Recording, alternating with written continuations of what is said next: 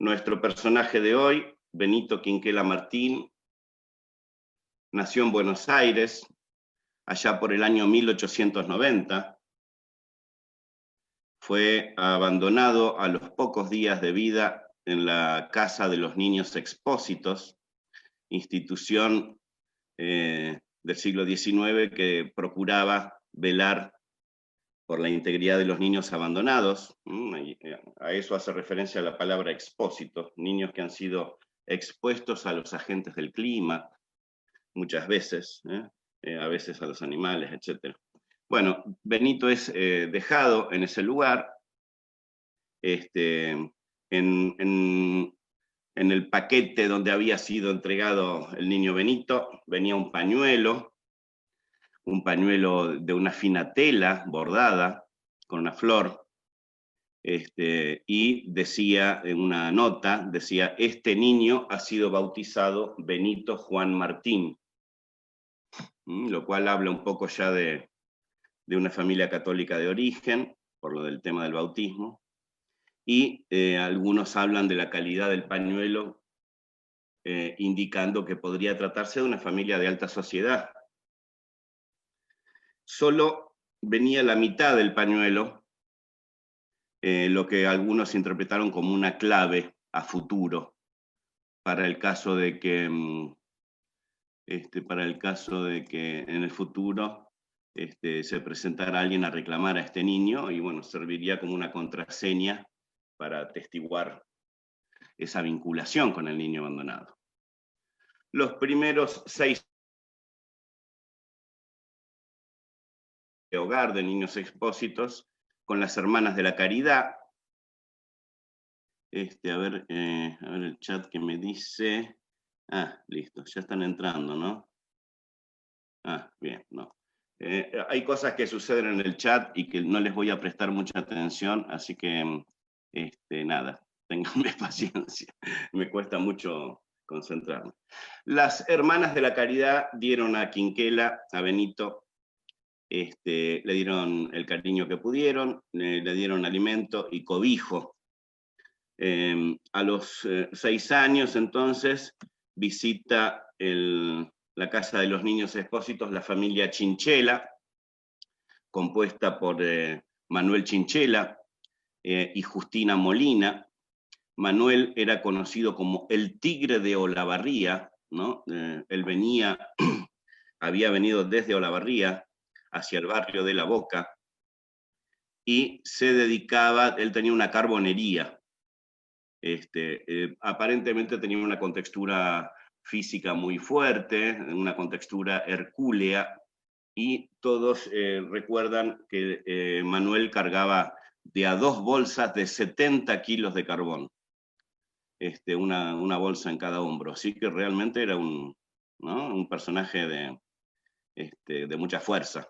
Su madre Justina era originaria de Entre Ríos, era de origen criollo, y tejió una complicidad muy temprana con Quinquela. Quinquela y su madre van a ser una dupla, donde la madre va a tener mucho predicamento sobre el niño Quinquela. Por supuesto que ellos, cuando fueron a la Casa de los Niños Expósitos, buscaban un varoncito ya crecido que pudiera ayudar con la carbonería. Esa era la intención de los Chinchela. En el año 1904 son las elecciones, donde se postuló Alfredo Palacios por el Partido Socialista por la circunscripción de La Boca. El niño Benito, que en ese momento tenía 14 años, ya un puber, participó activamente de esta campaña, volanteando, haciendo pegatinas, y bueno, fue su contacto con la política y con los pensamientos socialistas. Alfredo Palacios va a ganar esa elección, va a ser nombrado diputado, y va a ser el primer diputado socialista de toda América Latina, no solo de Argentina, sino de toda América Latina. Vamos a ver que, bueno, que tuvo varios mandatos, y todos los mandatos de Alfredo Palacios fueron accidentados, muchos de ellos por golpes de Estado o por otras situaciones que no permitieron que terminara su sus mandatos, ninguno de ellos. En 1904, después de la elección de Palacios, él se inscribe en la Sociedad de Unión de la Boca. El barrio de la Boca era un barrio de gran inmigración, sobre todo el 70% de los inmigrantes de la Boca eran de origen genovés, así que había cierta homogeneidad de esa colectividad, pero en la Sociedad Unión de la Boca se juntaban igual inmigrantes de diversa procedencia. En estos años es la gran inmigración a la Argentina y es muy habitual las sociedades de socorro mutuo, organizadas por las colectividades como un modo de recibir a los nuevos inmigrantes llegados a la Argentina, muchas veces para tenderles una ayuda o algún consejo. En esa Sociedad Unión de la Boca, que era como un centro cultural barrial, funcionaba el Conservatorio Pesini Stiatesi, donde Benito va a comenzar a estudiar dibujo. Ahí en esa Sociedad Unión de la Boca se hacían otro tipo de talleres de oficios, también había charlas entre estudiantes y obreros, se organizaban conferencias, y bueno, había enseñanza de diversos tipos de cosas, por ejemplo de música. Y en esa Sociedad Unión de la Boca, el pequeño Quinquela va a trabar amistad con Juan de Dios Filiberto, el músico y compositor, con el cual después serían amigos toda la vida.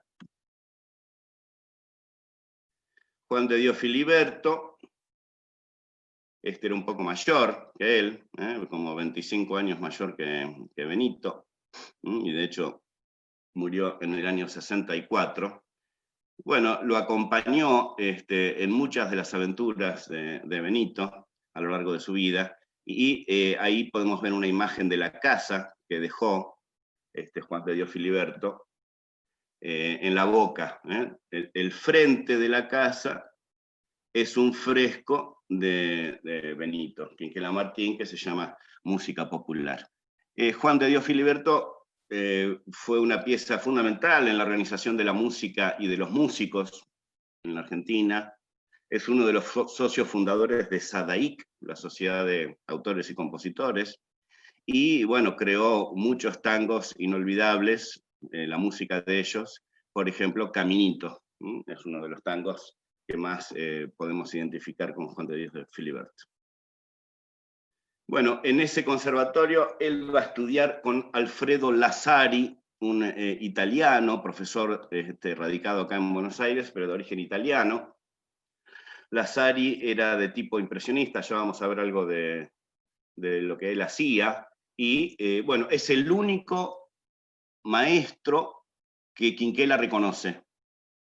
Quinquela, todo el mundo dice, las biografías de Quinquela, los textos que hay sobre Quinquela, dicen que él fue autodidacta. Y bueno, en gran parte fue así. También la palabra autodidacta aplicada a Benito es un mote un tanto despectivo. Después vamos a hablar alguna cosa sobre la crítica y los críticos de arte en relación con Benito. Pero el hecho de que Benito no hubiera hecho el derrotero habitual de los artistas argentinos consagrados, cuál era estudiar los primeros pasos en Buenos Aires con algún pintor radicado en estos lares, y apenas lograban cierta notoriedad, iban y hacían un periplo europeo, donde estudiaban con maestros europeos y tomaban contacto con los museos. Bueno, Quinquela no hizo ese camino, entonces el mote a veces de autodidacta oculta cierto menosprecio de la academia y de la crítica de arte.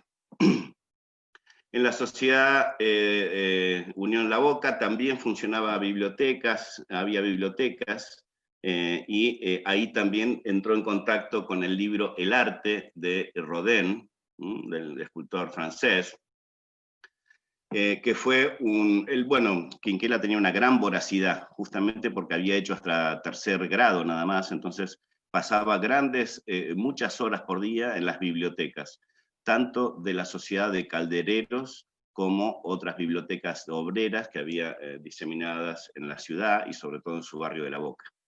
Él, cuando toma contacto con este libro, El arte, se queda con esta idea germen. El arte debe ser sencillo y natural para el artista. La obra que requiere esfuerzo no es personal ni valedera. Conviene más pintar el propio ambiente que quemarse las pestañas persiguiendo motivos ajenos, dice Rodin. De ahí un poco viene esta idea de pinta tu aldea y pintarás el mundo. Quinquela va a pintar desde el principio su querido barrio de La Boca y va toda la vida a mantener ese tema como tema contenedor. Lazzari, dijimos, era impresionista. Acá tienen una obra, Rincón del Riachuelo, del año 40, es patrimonio del Museo de Buenos Aires.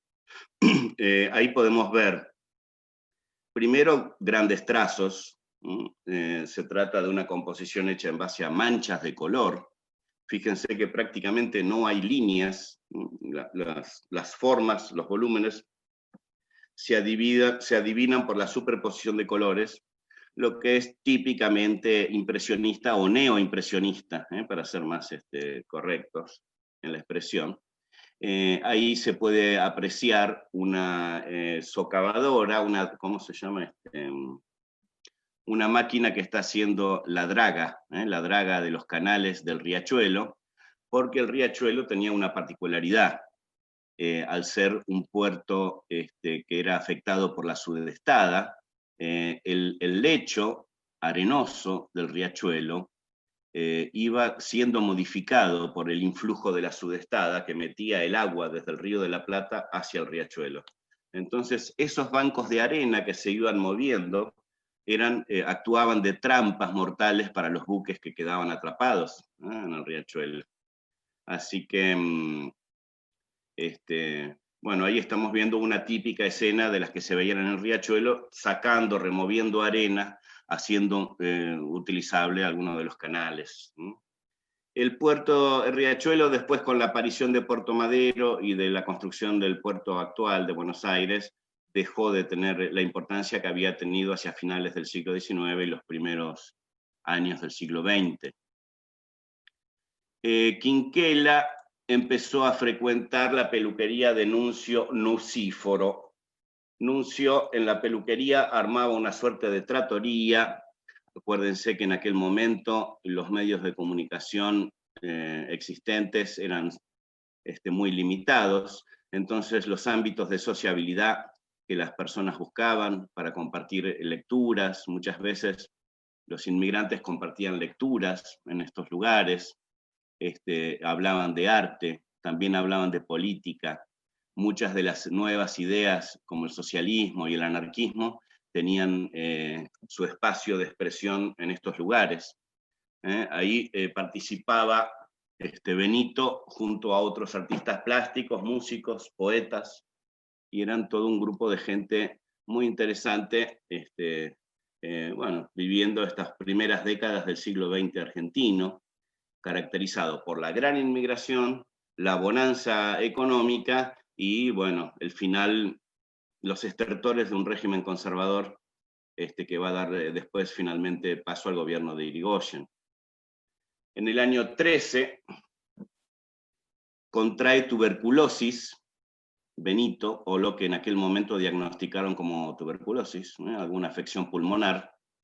Como era habitual, cuando esto sucedía, se radicó en las sierras de Córdoba, donde el aire serrano tenía buena publicidad para calmar estas afecciones pulmonares.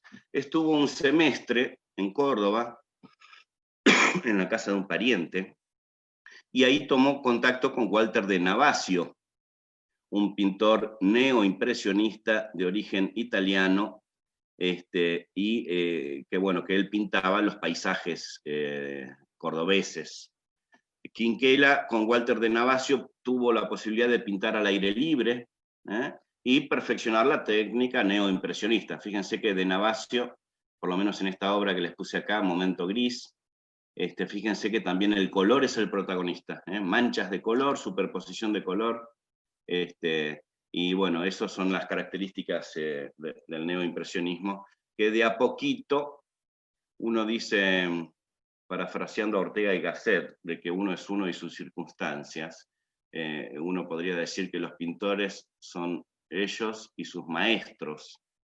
Así que si vemos a Lazzari, vemos a Navasio, nos vamos dando una idea de por qué Quinquela pintaba después como pintaba. Bueno, finalmente montó su taller en lo alto de la Carbonería. Ahí se instaló con su amigo Santiago Stagnaro y Adolfo Montero, que eran del grupo de pintores de la Boca. Más tarde alquilaría una sección contigua a Victorica y La Cámara, o sea que fíjense que Quinquela desde temprano gustaba de verse rodeado de pintores, artistas, escritores, músicos. Así que mantenía siempre un nivel cultural interesante, a pesar de que su formación había sido muy limitada, su educación formal hasta tercer grado, y después había leído con mucha voracidad textos en las bibliotecas obreras que ya les mencioné. Ida y vuelta, el circular de gente, imagínense que la carbonería es un negocio que expende carbón al público, que hay delivery, gente que entra y sale, hay reparto, y había mucha gente subiendo y bajando del estudio de Benito, ubicado arriba de la carbonería, lo cual hizo que don Manuel se le cruzaran los cables y se peleara con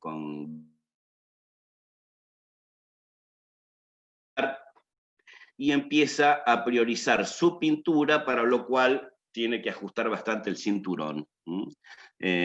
Es común verlo alimentarse a mate cocido y galletas, y bueno, tuvo una vida bastante frugal, bastante humilde, porque bueno, el tipo quería pintar, en la casa le querían poner los puntos en relación con que su actividad tenía que ser más en relación con la carbonería y el comercio, y Benito tenía ese don que quería explayar, así que tuvo problemas con el padre.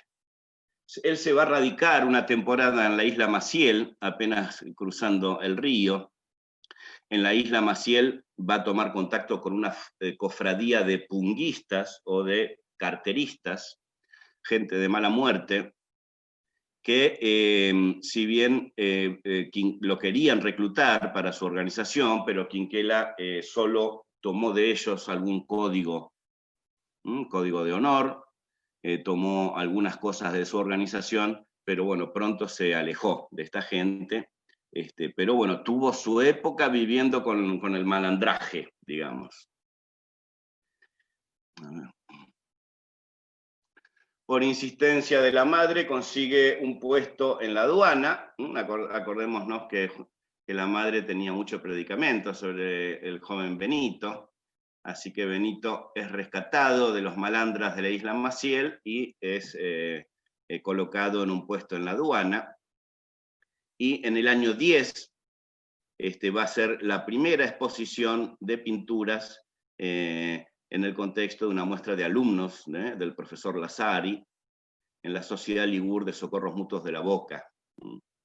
Esa va a ser su primera exposición con otro grupo de estudiantes, todavía no vamos a tener una exposición individual. En esos años va a estudiar también con Pompeyo Goggio, otro artista de origen italiano. Está dedicado a pintar, hace pintura costumbrista de personas, de habitantes del norte argentino.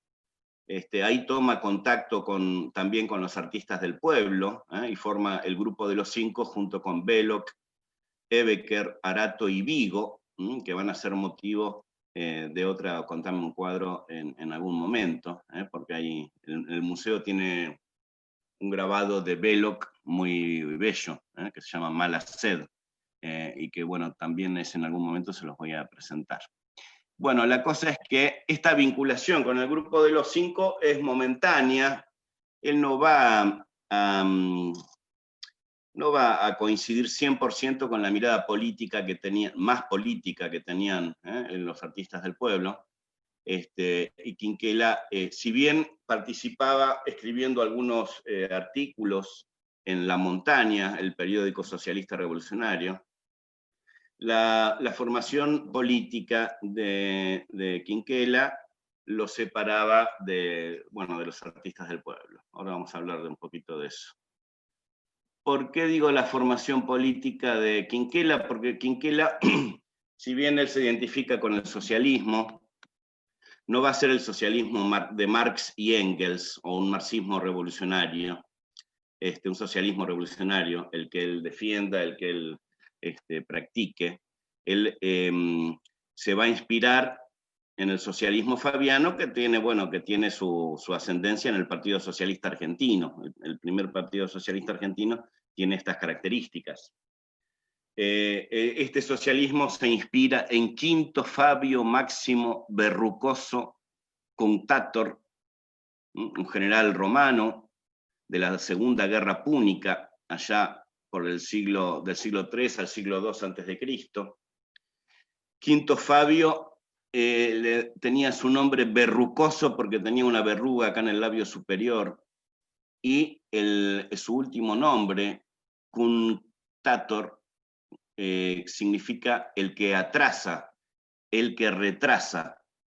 Así que la característica de este general, que inventó la guerra de guerrillas contra los cartagineses, dirigidos por Aníbal, en las guerras púnicas, este Quinto Fabio lo que hacía es, cuando estaban las tropas romanas en inferioridad de condiciones, atacaba la línea de suministros de los enemigos, o utilizaba tácticas de guerrilla, como envenenar el agua y retirarse, o atacar y retirarse.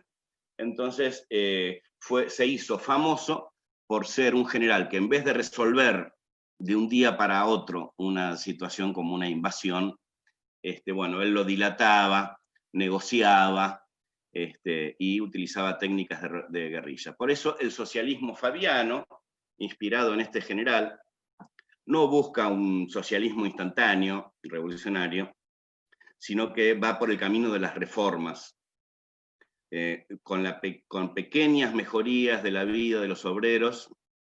Es que con la educación de los obreros, con sus mejoras laborales y sociales, de a poquito se va a ir mejorando la sociedad y se va a llegar a un socialismo entendido no como un sistema, sino como el resultado de la sumatoria de muchos individuos que van a estar de acuerdo en esa idea. O sea que era un socialismo bastante moderado, para lo que entendemos por socialismo. Bueno, en el 14 va a participar Benito en el primer salón de los recusados. ¿Por qué? Porque no respondía ni él ni sus amigos pintores al canon artístico de los salones nacionales, que eran bastante, sobre todo los primeros. Piensen que desde 1911 tenemos salones nacionales en la Argentina. Esos salones son bastante europeizantes y buscan que los pintores argentinos, hagan una buena adaptación de las escuelas europeas. Benito no estaba en ese tema, presenta esta primera composición que se llama Rincón del Riachuelo. Esta es la primera obra que se conoce de Quinquela de los tiempos prístinos. En esta obra podemos ver ya la presencia de los barcos, del agua, pero todavía no está la impronta de Quinquela en función de la pincelada ancha, utilizaba espátula, utilizaba los dedos, Benito, y no está presente los trabajadores portuarios. Es una escena, una marina, donde no hay componente humano. Eso es algo que va a modificar después Quinquela con los años. Va a agregar al trabajador portuario como centro del tema, que más le va a interesar. En el año 15 va a dictar un curso de dibujo ornamental para obreros, en esta idea justamente del socialismo fabiano, de educar al obrero para lograr que a través de la educación el obrero llegue a evolucionar dentro de la sociedad. Dura poco ese curso porque él no cuenta con papeles que acrediten sus saberes, así que no lo dejan continuar. En el año 17 va a entablar relación con Pío Colivadino y Eduardo Taladrid. Pío es el presidente de la Sociedad de Estímulo de las Bellas Artes, y Taladrid es el secretario. A ver qué pasa con el chat. Bien. Las personas que no se escuchan, denme un minutito. Los que no escuchan, salgan y vuelvan a entrar. A veces la aplicación los deja entrar, pero con algún error.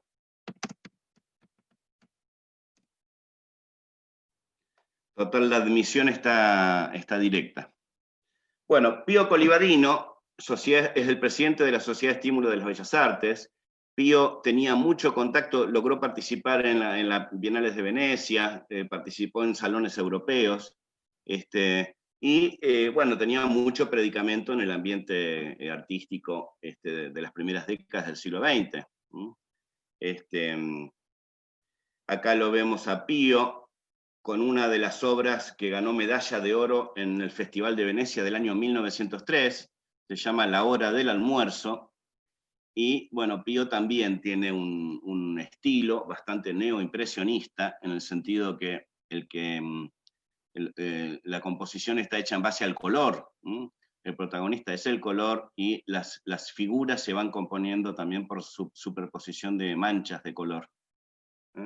Ahí vemos La Hora del Almuerzo, una composición muy, muy dinámica, una hermosa composición de Pío Colivadino, que le va a sugerir a Quinquela, le va, al igual que Rodin le había dado una idea de oro, una idea de fuerza, cuál era la de pintar la aldea, pintar lo propio. Colivadino le sugiere grandes formatos, que se fije en el tema de la boca y que pinte cuadros de gran tamaño, que se corra de las marinas pequeñas y de las obras pequeñas. Así que bueno, ese consejo es el que ayudó a Quinquela a proyectarse de otra manera. Hacia el 18 va a tener su primera exposición en la Galería Whitcomb. Todavía, no, bueno, a falta de un circuito muy aceitado de exposiciones, la Galería Whitcomb era una casa de fotografía en Buenos Aires y era una de las que ofrecía espacio para los pintores, para exponer. Bueno, logra en el año 18, o sea, a los 28 años de edad, logra Benito hacer la primera exhibición en la Galería Whitcomb a partir de esta tuneada que le hizo un poco Pío Colivadino, ¿no? O este cambio de paradigma que sugirió Colivadino. En el 19 logra exponer en el Jockey Club, o sea, llegando a un nivel social mucho más alto, y ahí de ese año ya es la operación que él hace con el apellido. A partir de ahora va a firmar Quinquela Martín. Las primeras firmas son de estos años, ¿no? Del 19. Bueno, en el año 20 va a obtener el tercer premio en el Salón Nacional y va a empezar un periplo internacional. Va a recorrer Río de Janeiro, va a recorrer Madrid, donde también va a lograr vender al Estado español, le va a vender una obra que se llama Buque en Reparación, y esto va a ser a partir de acá una constante. Quinquela va a codearse con personas muy importantes de la política mundial de aquel momento, presidentes, reyes, dictadores y elenco, y en muchas de estas exposiciones internacionales, Quinquela venía con varias obras que había vendido. Era muy habitual exponer en el exterior y vender obra, y bueno, después vamos a ver de cómo Quinquela este dinero que iba recibiendo por su trabajo, lo iba volcando en el barrio de La Boca. En el 24 logra una exposición en la Asociación Amigos del Arte. Va a ser una exposición que lo van a criticar muchísimo, la crítica, tanto Córdoba y Turburu como otros críticos de arte van a hablar de cierto amaneramiento en la pintura de Quinquela. El hecho de que él no responda 100% a una escuela, a que sea difícil inscribirlo en un movimiento pictórico, hace que los críticos de arte no lo quieran. Porque claro, es un pintor que no responde al canon de los pintores famosos argentinos. Bueno, no parece estar influenciado por los clásicos europeos. Entonces, bueno, no ahorran críticas los diarios de la época. Acuérdense que en el 1924 es la vuelta de Peto Ruti a la Argentina, junto con Jules Solar, y esa vuelta es un poco el desembarco de las vanguardias europeas en territorio argentino. Entonces, la crítica estaba mirando más eso que sucedía desde Europa y hacia la Argentina, que los desarrollos espontáneos que se daban en La Boca, por Benito, que encima era autodidacta. De todas maneras, la popularidad de Benito ya en estos años empieza a ser exuberante. Fíjense ahí a la derecha, en blanco y negro, cómo usan la imagen y el nombre de Quinquela para promocionar el vino Tomba. Dice, su popularidad vino del pueblo, Quinquela Martín. Vino Tomba, tinto, clarete, semillón. Así que, bueno, en este momento empieza a cosechar alabanzas de la gente y en el exterior, no así en el ámbito del campo local, ¿no? Argentino de la plástica. Bueno, en el 26 inicia una gira europea, va a ir a la Galería Charpentier en París, va, por supuesto que va a vender obra y va a volver a La Boca, va a participar de la peña del Café Tortoni, que funcionaba en el típico café de Buenos Aires, muy famoso. En esa peña también se juntaban literatos, poetas, pintores, actores, bueno, tenían lugar los más acalorados debates sobre arte, sobre sociedad, sobre política, etc. También en ese año se funda el Ateneo Popular de La Boca, todas instituciones en las que Benito está en primer plano, promocionándolas. Ahí. En el año 28 expone en Nueva York y en La Habana. En el año 29 es el turno de Roma, donde conoce a Benito Mussolini. Mussolini va a quedar impactado con la presencia de Quinquela, lo va a nombrar como il pittore mio, il mio pintore, o sea, Benito Mussolini va a decir que Quinquela es su pintor, porque es el pintor del trabajo, y esa es una clave que rescata Mussolini. En el 30 expone en Londres y en el 31 en el Museo Rosa Galisteo de Santa Fe. Van sucediendo sus exposiciones internacionales y los museos argentinos lentamente van abriendo sus puertas a Quinquela. No así el Museo de Bellas Artes, que vamos a ver que recién a la muerte de Quinquela, el Museo de Bellas Artes abrió sus puertas para Quinquela, así que ha sido maltratado por el canon de la historia del arte argentino y de las instituciones artísticas argentinas. Ya vamos a ver por qué, o por lo menos a sugerir por qué, además de esta irreverencia artística de Quinquela, hay otras cuestiones más de tipo político, quizás. Bueno, esta es la obra que le vendió a Mussolini, se llama Momento en Violeta, fue de la partida del 29 en Roma, y la adquirió para el Museo de Arte Moderno de Roma. En esa composición del 29 ya vemos un barco con el casco partido, cual si fuera un barco, un personaje con la boca abierta como un alarido.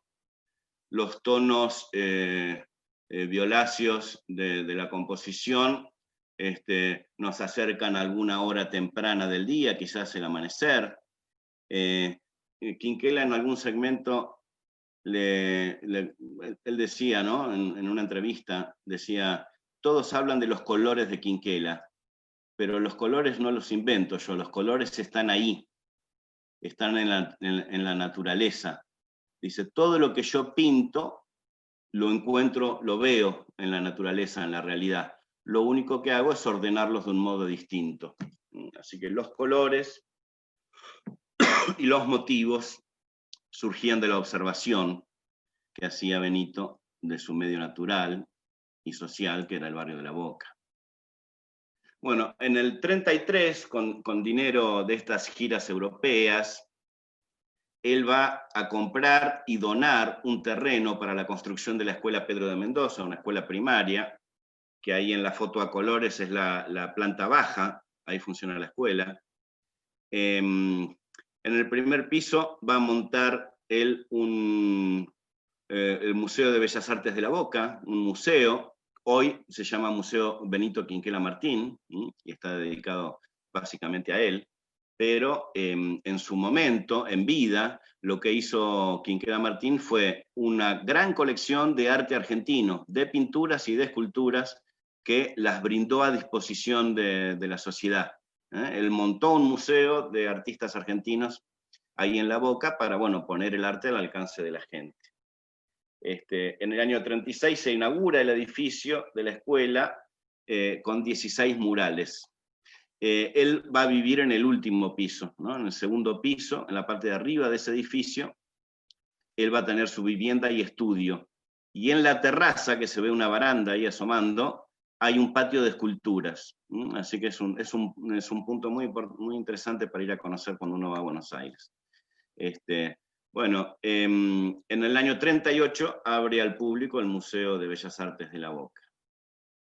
Acá hay una toma de la escuela Pedro de Mendoza, en aquellos años. Hay uno de los murales de Benito que ilustra el salón de usos múltiples, y los niños asisten a la copa de leche. Se les está sirviendo el refrigerio, una copa de leche, con ese mural de fondo. Fíjese qué interesante ese mural, que es bien combativo, ¿no? Porque se ve una persona con una bandera, se ven arengas, se ven brazos en alto. La idea de Benito era que, a ver qué dice el chat. Ah, bien, sí. Ok, buenísimo. Entonces, bueno, la idea de Benito de brindarle 16 murales a esta escuela tenía que ver con tratar de que los niños educados en esa institución tomaran contacto con la pintura y despertara vocaciones. El contacto temprano con el arte y sobre todo con el mensaje de ese arte también bueno, despertaba vocaciones, ¿no? Bueno, en el 39 realiza y dona un mural para el entonces Ministerio de Obras Públicas. Es el único mural, o uno de los pocos murales, que no tienen el tema portuario, ya lo vamos a ver, y que grafica el momento en que se hace saneamiento, se hacen grandes obras de saneamiento para la ciudad de Buenos Aires. Eso a continuación creo que lo tengo. En el 43 cesan las reuniones en el Café Tortoni, y ¿por qué tengo cambiado un año? Se me mezcló el año 26 ahí, debe estar mal puesto. Se me coló ahí del texto, hay como un salto en el tiempo. Bueno, en el 44 dona un terreno contiguo a la Escuela Museo, y ahí se erige un jardín de infantes. Van a ser muchas las instituciones que Benito done para el barrio de La Boca. Empezó con la escuela primaria, siguió con el jardín de infantes, pero después va a abrir un lactario, va a abrir un centro odontológico, va a abrir un centro gráfico para obreros, va a abrir un teatro. Así que la tarea social y de promotor del barrio de La Boca es muy, muy intensa en Quinquela. En el año 44 también expone en la Galería Whitcomb, la segunda exposición. La primera había sido en el 18, a los 28 años. Acá, a los 54 años, expone de vuelta, y es importante esta exposición del 44 en la Galería Whitcomb, porque está relacionado con la obra de la cual vamos a hablar hoy en mayor detalle, que es El hundimiento del Santos Vega, esa hermosa obra señera que tenemos en la colección argentina.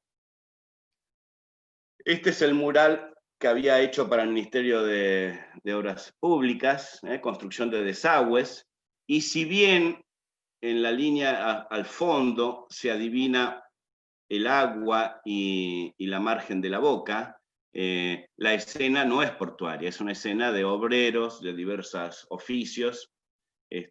Una de las pocas composiciones que bocetó Quinquela, porque Quinquela era bastante intuitivo a la hora de pintar y de componer. Hay muchos bocetos en el Museo de La Boca, que tiene un gran archivo muy interesante, sobre esta obra, y bueno, esta obra, por la complejidad, sobre todo de mostrar a los hombres en los túneles y a los hombres a pleno sol, lo cual hace que haya un contraste muy fuerte entre la oscuridad y la luz. Bueno, lo pudo resolver bastante bien, pero bueno, es uno de los trabajos que tuvo que bocetar. En el 47, ya que se había caído lo de la peña del Café Tortoni, Quinquela va a tomar protagonista y va a crear la Orden del Tornillo. La Orden del Tornillo es una especie de condecoración, un tornillo, que va a otorgar Quinquela en su rol de presidente de la República de La Boca, toda una parodia teñida de muy serias intenciones, más allá de lo paródico, porque ustedes fíjense que hay un vestuario medio, parece un almirante, parece Quinquela un almirante o algún uniforme de tipo militar.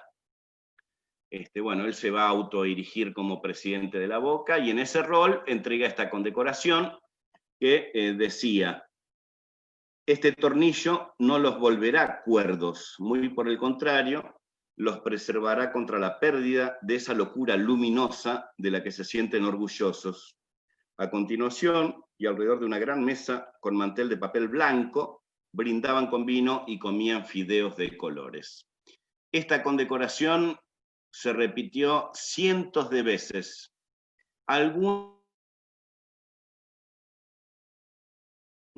Hoy podemos decir que eran políticamente incorrectos, pero muchos otros eran personajes de la cultura, de las ciencias y con mucho predicamento en la vida social.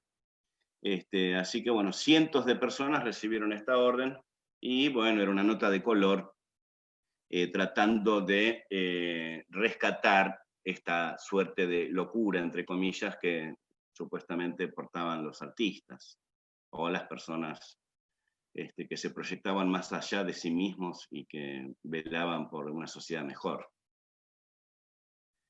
Bien, a continuación, también estamos más o menos en el año 47, se inaugura el Lactarium y el Jardín de Infantes, otras dos instituciones que Quinquela va a donar. Fíjense, el Lactarium como tiene un mascarón de proa, ubicado en la esquina de la construcción, arriba, porque bueno, Quinquela era un gran coleccionista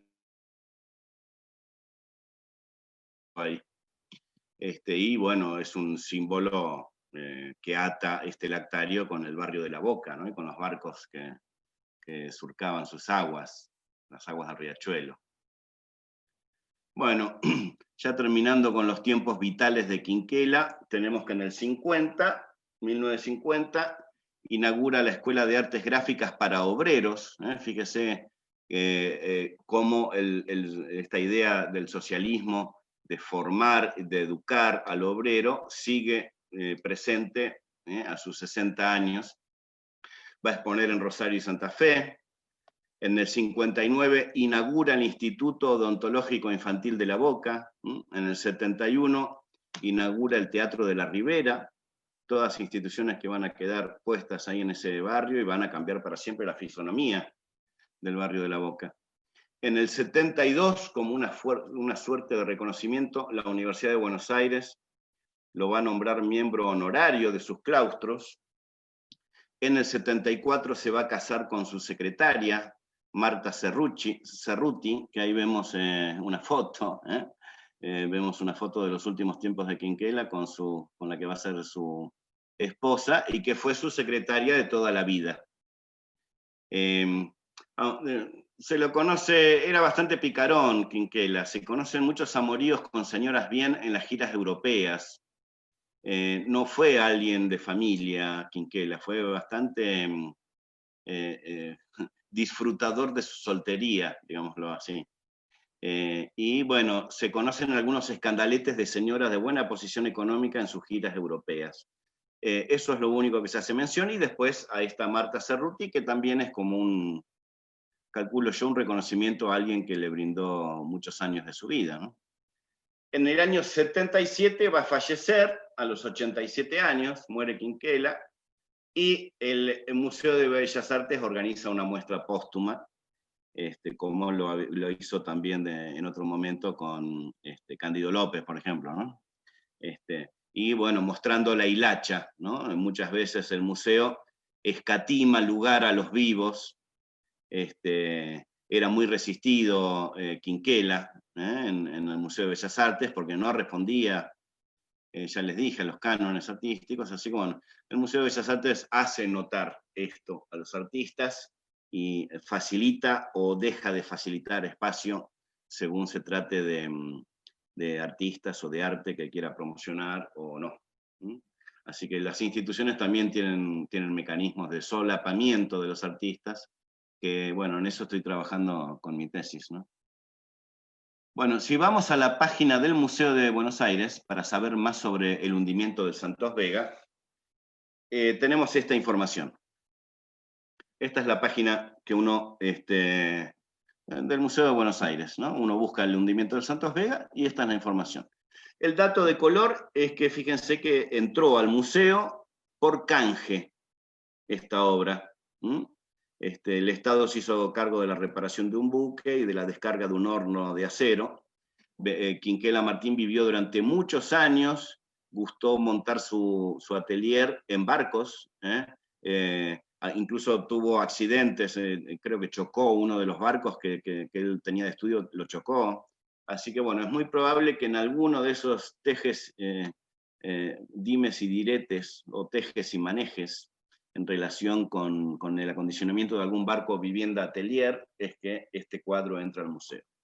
Dice que que la fecha es del 46, el cuadro. Y bueno, después lo demás, el tamaño, la técnica, etc. Pero la fecha 46 es algo que yo quiero discutir. Es una fecha que brinda el museo oficialmente y que está basada en un error originario de Quinquela. Si ustedes ven esta foto, que es de la espalda del cuadro, esta foto es de la espalda del Santos Vega. Son esas visiones que uno nunca puede tener porque no puede mirar la espalda, salvo que haya un montaje especial. Acá tenemos de propia mano de Quinquela, hundimiento del Santos Vega por Quinquela Martín, 1946. El año 46, entonces, está puesto por Quinquela en la tela, seguramente en el momento de hacer el canje con el museo, surgió la necesidad de ponerle un título, una fecha, y se le puso el título y la fecha. El título es el título de la obra, pero no así la fecha. La fecha está errada. El cuadro es más viejo de lo que dice Quinquela y dice el museo. Acá encontré en esas cosas de la internet el catálogo. De hecho lo mandé comprar, ahora me llegan unos días, porque quiero ver si hay otra información extra en el catálogo que me permita investigar un poco más sobre nuestro cuadro o algún otro. Pero bueno, este es el catálogo de la Galería Whitcomb del 44, o sea, 2 años antes de lo que el museo dice que fue pintado la obra. Y si nosotros, bueno, tuviéramos muy buena vista, veríamos que acá en el puesto número 4 está el hundimiento del Santos Vega, o sea que estuvo expuesto el Santos Vega, y acá hay una imagen, una foto del Santos Vega, exactamente igual a nuestro cuadro. No se trata de una confusión de nombres, y pónganle que haya otro cuadro, hundimiento del Santos Vega, no, es el mismo cuadro, expuesto en el 44 en la Galería Whitcomb, lo cual nos ubica existente, nos ubica como existente esta obra 2 años antes de lo que dice el museo y lo que dice el propio Quinquela. Acá merece una reflexión, porque bueno, esto todavía lo tengo que documentar, voy a tener que hacer un escrito, donde voy a modificar y proponer otra datación, usando como base esta fuente, que es un documento que no se puede soslayar, que no se puede dejar de mirar. Es una prueba irrefutable de que estuvo expuesto. De hecho, esta exposición, hay recortes de prensa también que dan cuenta de la existencia de esta exposición, o sea que no es una exposición que no se llevó a cabo. Bueno, la reflexión tiene que ver con eso. ¿Cuántas veces un museo, o cuántas veces la historia del arte, o la historia de la biografía de los personajes, da por ciertas fechas y monta un discurso en base a elementos que pueden estar equivocados? En este caso, cuando el museo te lo dice, y te lo dice el propio Quinquela, es de necio discutir, digamos. Uno diría, pero si me lo está diciendo el museo, y me lo está diciendo Quinquela, ¿qué duda cabe al respecto? El propio Quinquela me lo dice. ¿Qué duda cabe al respecto? Bueno, acá está. Esta prueba es la que me da aire, y nos da aire a los investigadores, para saber que atrás de esas seguridades, de esas fechas, de esos nombres, de esos lugares, puede haber gato encerrado. Puede haber errores, puede haber manipulación de la información, etc.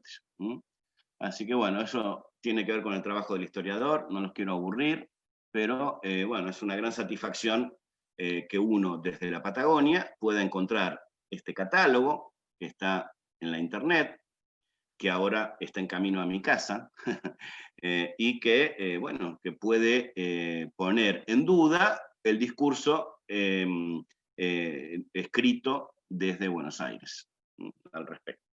Así que es una muestra de federalismo y una aseveración de lo importante que es trabajar desde acá para Buenos Aires, digamos, desde acá para el mundo. Bueno, la Galería Whitcomb, acá hay una foto de época, tenía un criterio bastante amontonado de mostrar sus colecciones, y cuando se expuso en el 44 la muestra de Benito, en la primera sala había 5 obras, que traté de juntárselas. Esta es una de ellas, se llama Transporte de Restos. Es bastante parecida al Santos Vega, en el sentido de que, bueno, se ve la proa de un barco destartalado entrando por la izquierda del cuadro. Se ve una fila zigzagueante de obreros que llevan y traen maderas y elementos que van desguazando de ese barco. Y bueno, lo que muestra esta obra, Transporte de Restos, en el fondo también se ven las chimeneas, se ve el trabajo fabril de una ciudad rica que produce y que no duerme, y los que le ponen la sangre son estos obreros con su trabajo, a partir del trabajo personal. Bueno, le ponen la energía y la sangre a esta tarea del puerto. Otra de las obras que estaban expuestas con el Santos Vega en el 44 en la Galería Whitcomb es esta que se llama Elevadores a pleno sol. Acá el fondo se presenta más nítido, más claro. También las chimeneas de la zona fabril permite actuar de fondo para una escena de tipo portuaria, donde otra hilera zigzagante de obreros va y viene con sus pesadas cargas, utilizando como de pontones, embarcaciones más pequeñas, para ir haciendo caminos y descargar las embarcaciones. Fíjense la carga, si bien hay alguna maquinaria en el fondo, se ve alguna maquinaria, en general las máquinas tienen un lugar secundario en la obra de Quinquela, y el trabajo a pulso, a sangre, es el motor de la composición. También hay otra obra que se llama Día de Actividad en la Boca. Ahí también estamos viendo máquinas como una especie de pala, parece para dragado, parece una pala de dragado. Y después estos senderos que arman los obreros. Fíjense que estos obreros portuarios son indiferenciados, no muestran su rostro, no tienen características individuales, son trabajadores genéricos. En la obra de Quinquela no se busca denunciar la injusticia del trabajo, de la explotación, de las condiciones laborales. No se busca eso, lo que hace Quinquela es una oda al trabajo. Es lo que pone en el centro de sus composiciones, además del agua, las chimeneas de fondo, los cielos plomizos que se mezclan con el agua. Uno nunca sabe dónde termina el agua y dónde empieza el cielo. Además de estas barcazas y estas estructuras portuarias, el que es protagonista en las composiciones de Quinquela es el trabajador, un trabajador que individualmente, fíjense que no están asociados llevando paquetes de A2 o de A3, no, cada uno lleva su propia carga en un camino zigzagueante que podría, hay algunos críticos de arte que lo equiparan con una suerte de purgatorio. El camino zigzagueante del obrero que pone su esfuerzo físico y deja su sangre en eso, es una suerte de purgatorio en tierra para llegar a la gloria que significa el cielo del trabajador. Bueno, Santos Vega también estaba en cuarto lugar, expuesto. Esta es la obra que está en el museo. A ver, esta obra es una de las primeras que nos muestra un barco de rostro como de espanto. El barco tiene como una boca y unos ojos, ¿no? Y en la quebradura del casco se adivina un gesto de espanto. En parte veo yo cierta nostalgia de Quinquela en relación con la pérdida de predominio del puerto del Riachuelo. El Riachuelo deja de ser el puerto principal de Buenos Aires con la incorporación de Puerto Madero y después con la construcción del puerto de Buenos Aires. Y bueno, las escenas de esta pauperización portuaria muchas veces tienen que ver con estos barcos encallados en el Riachuelo, barcos que con el oleaje se van rompiendo, con los agentes naturales se van rompiendo.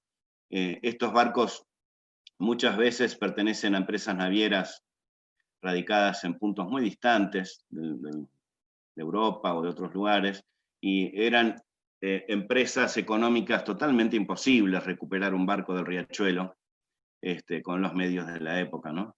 Así que bueno, esta escena de desguace es muy habitual. La gente radicada en los barrios periféricos al Riachuelo, por ejemplo La Boca, cuando un barco era abandonado, bueno, ellos lo desguazaban y reutilizaban el material.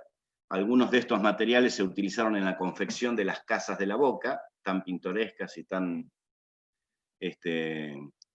bueno, tan coloridas, y bueno, y otros barcos iban a la industria del reciclaje.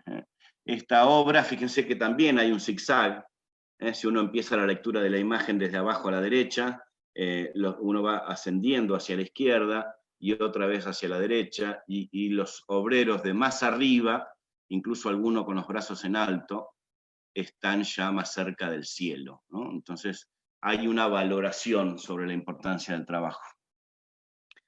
Esta otra pieza, Atracando la barca, es muy, muy rara para lo que he visto de Quinquela.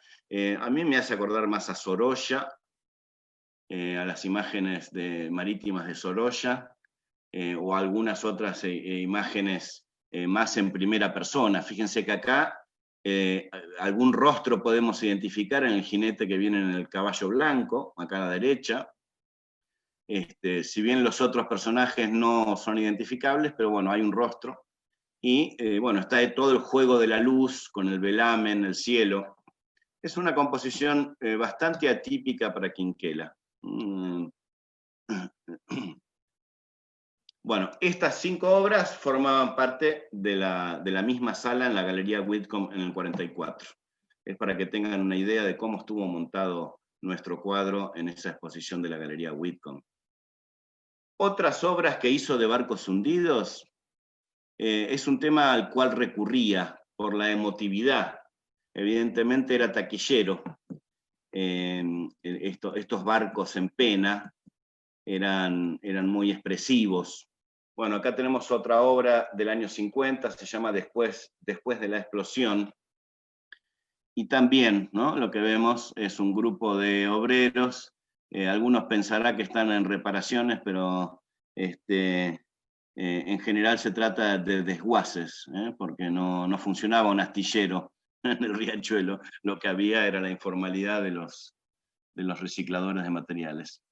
En una nota que le hacen a Quinquela, ya de grande, dice: siempre pinté igual. Hay artistas en los que se notan distintos periodos, técnicas diversas. En mí, no. He visto el otro día un cuadro mío de hace 50 años. Podría haberlo pintado ayer. Desde que empecé, tuve el que sería para mí, para siempre, mi estilo.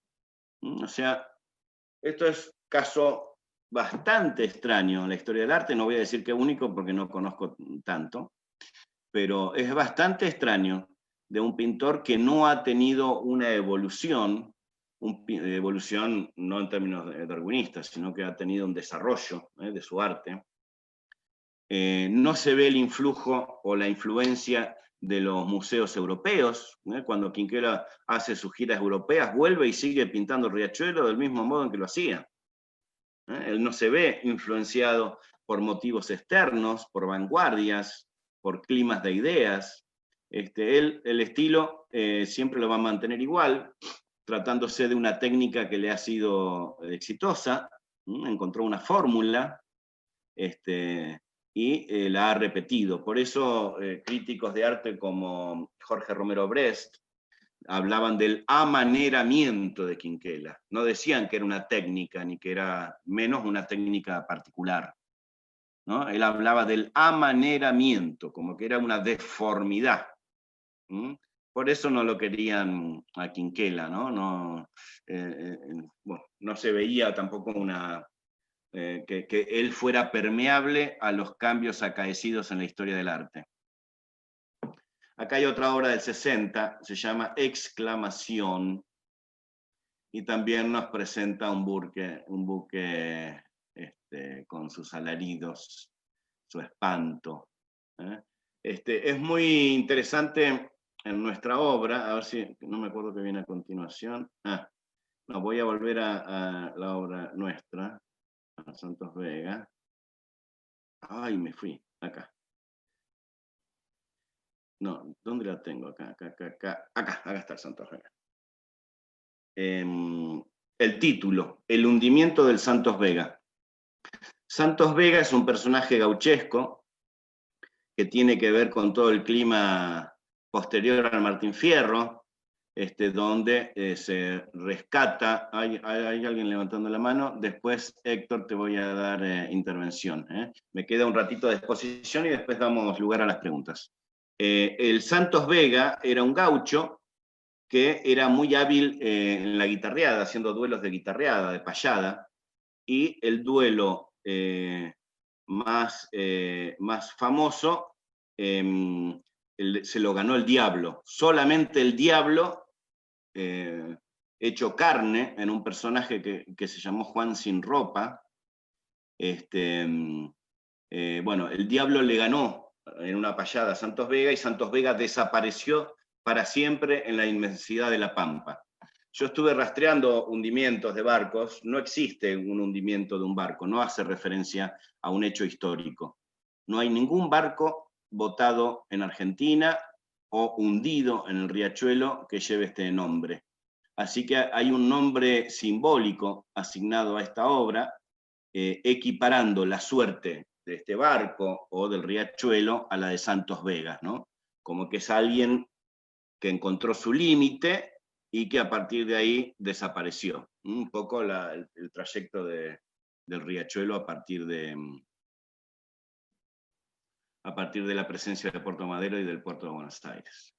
Bueno, acá los dejo en esta mesa de recortes para hacer un redondeo. Quinquela Martín, entonces, va a ser muy, muy reconocido por su labor como promotor del barrio de La Boca. Fíjense, La Boca es un invento mío, artífice de La Boca. Él fue el creador de la calle Caminito, del concepto de la calle Caminito como paseo cultural. Y bueno, fue un testigo privilegiado, un cronista del trabajo portuario. Políticamente no fue muy comprometido. Fíjense que si bien la tarea social fue muy importante, donando edificios a instituciones, no era algo que él lo hiciera desde otro lugar que de la beneficencia, digamos, ¿no? No se trataba de mejorar el sistema para que el Estado provea las instituciones. Él reciclaba sus ganancias europeas y las volcaba a su tierra, pero a título personal. Entonces el reconocimiento también era personal. Había algo de narcisismo en esto, quizás. Bueno, no es un descubrimiento, la verdad que no sé si existe un artista con poco amor propio, no sé si alguna vez ha existido. Sí, seguramente, ¿no? Pero bueno, Quinquela no era uno de estos. Quinquela había tenido en vida el reconocimiento de los presidentes. Él fue, por ejemplo, muy amigo de Marcelo T. de Alvear, el presidente Justo, que fue de los últimos presidentes oligárquicos argentinos, también, por ejemplo, concurrió a la muestra del año 18 en la Galería Whitcomb. O sea que, a pesar de tener el reconocimiento de la gente, de tener el reconocimiento de los grandes dignatarios de Estado de la época, no solo argentinos, sino de otros lugares del mundo, les hablé de Mussolini, no tuvo nunca el reconocimiento de la crítica. Eso es una pata que le faltó.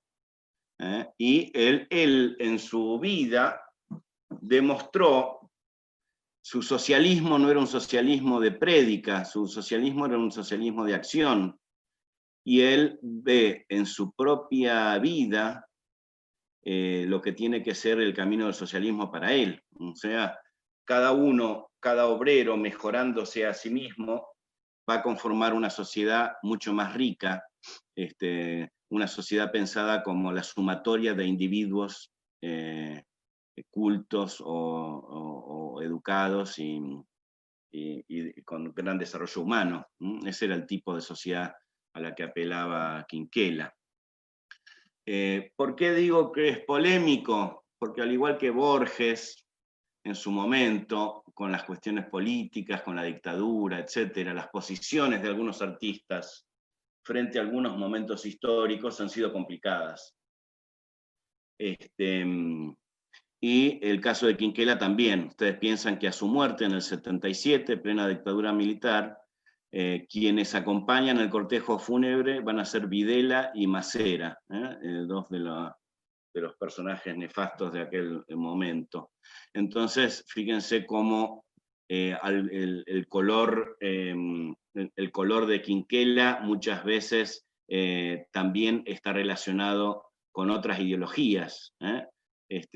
Quinquela no tuvo una militancia activamente antifascista en Argentina, como sí lo tuvieron otros artistas, como Raquel Forner, o los artistas del pueblo, o Spilimbergo. Hay muchos otros artistas argentinos que claramente estuvieron en posturas antifascistas, cosa que Quinquela no hizo.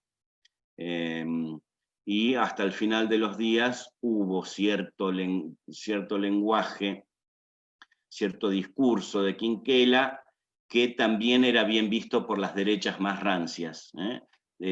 Tanto la izquierda, el socialismo de Quinquela, como la derecha fascista del momento, por ejemplo, veían en el trabajo la gran herramienta de superación personal.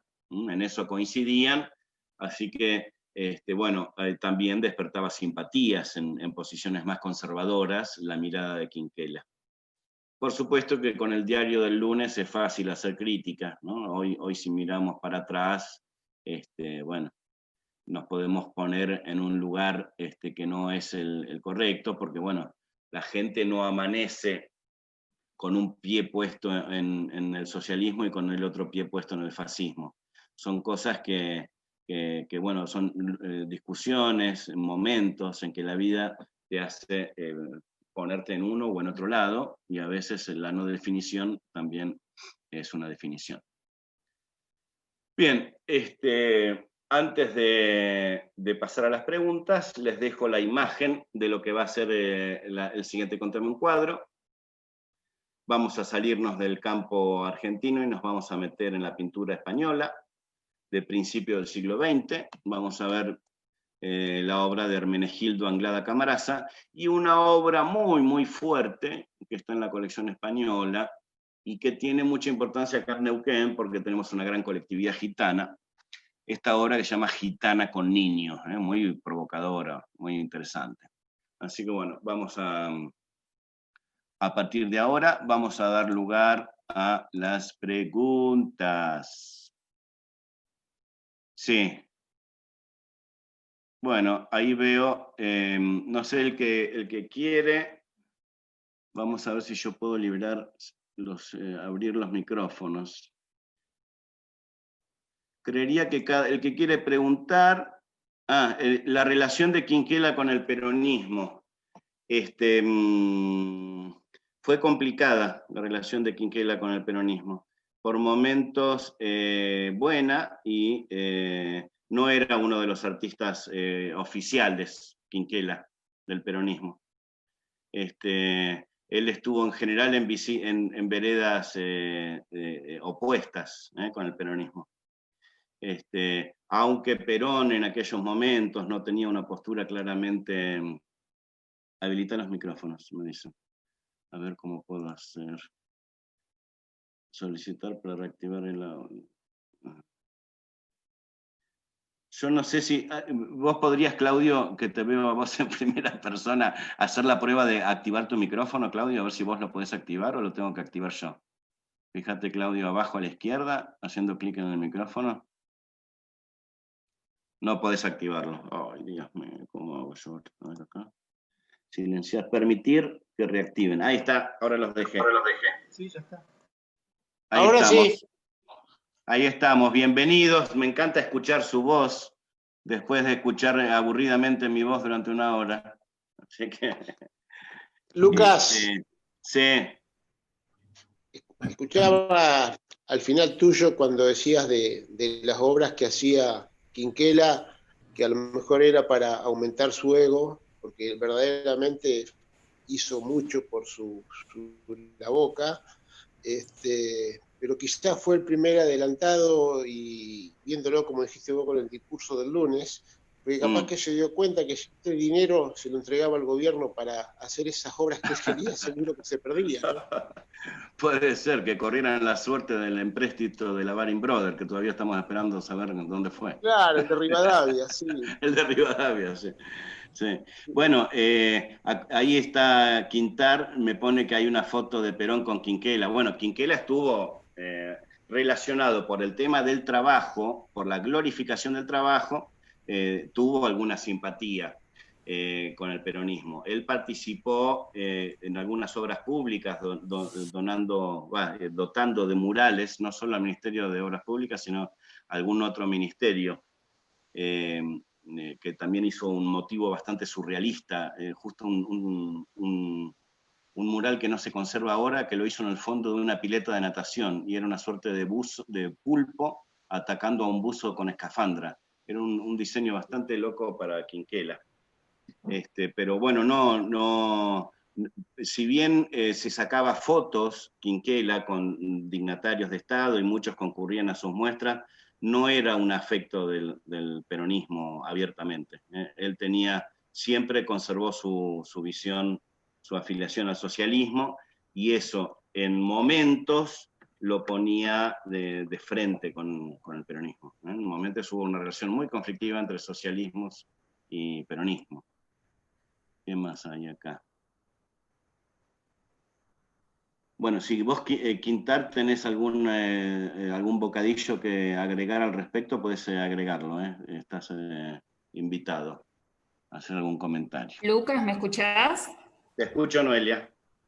Bien, acá en el Facebook están preguntando, Joaquín Adamo, a pesar de que Quinquela se pronuncia como un pintor de estilo único, ¿se pueden evidenciar ciertas variaciones en su obra? Si es así, ¿cuáles serían? Sí, yo lo que les mostré ahí en la barcaza del 17 es de un estilo que todavía no se ve la impronta personal.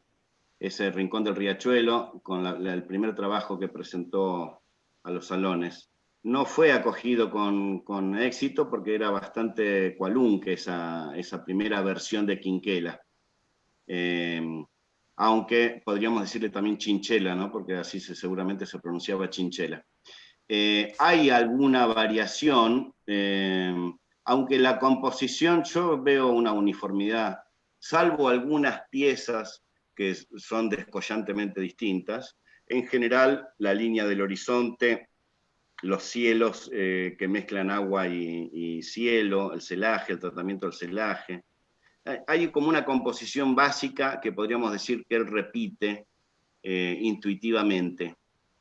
Siempre representa la sección áurea. Las composiciones de Quinquela siempre representan armónicamente una composición buena, digamos. Pero bueno, técnicamente no hay una gran evolución, por eso los críticos hablaban de amaneramiento, como que se había agarrado un metejón con esa forma de hacer arte y bueno, no la quería aflojar.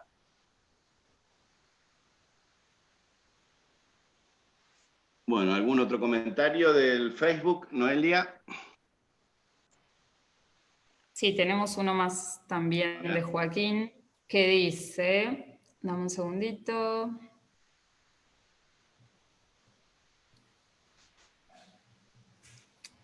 Dice, además de trabajar para la tomba, ¿la publicidad fue una actividad que desarrolló en profundidad? No te escuché, se cortó. Bien, dice, además de trabajar para la tomba, ¿la publicidad fue una actividad que desarrolló en profundidad?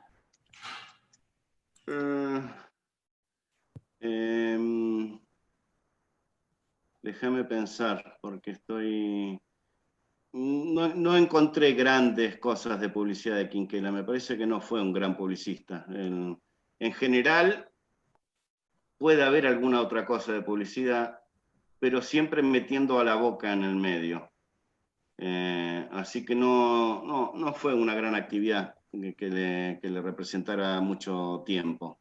Hizo alguna cosa para las instituciones oficiales, el vino que le pidió seguramente permiso para utilizar su imagen, pero no conozco gran desarrollo de publicitario de Quinquela. No se quiso salir de su fórmula ganadora, que era el puerto y sus trabajadores. A ver, me están pidiendo la imagen del hundimiento de Santos Vega, vamos a volver a ponerla. A ver, acá. Ahí, esta es. Esta es. Él fue artífice de Caminito en el sentido, porque Caminito era un recoveco del barrio de La Boca, donde había transitado el tranvía con anterioridad, y era un espacio que no se le daba uso.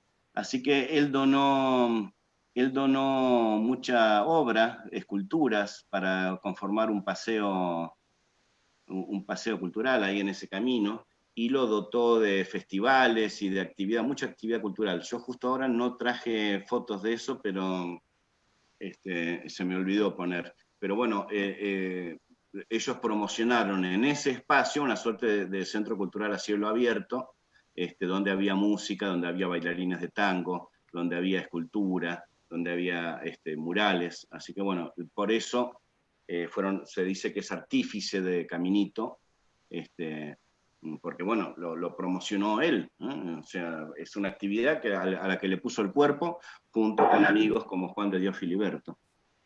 Fundamentalmente teatro en Caminito. ¿Cómo? Ay, sí, sí. De la Ribera. Fundamentalmente teatro.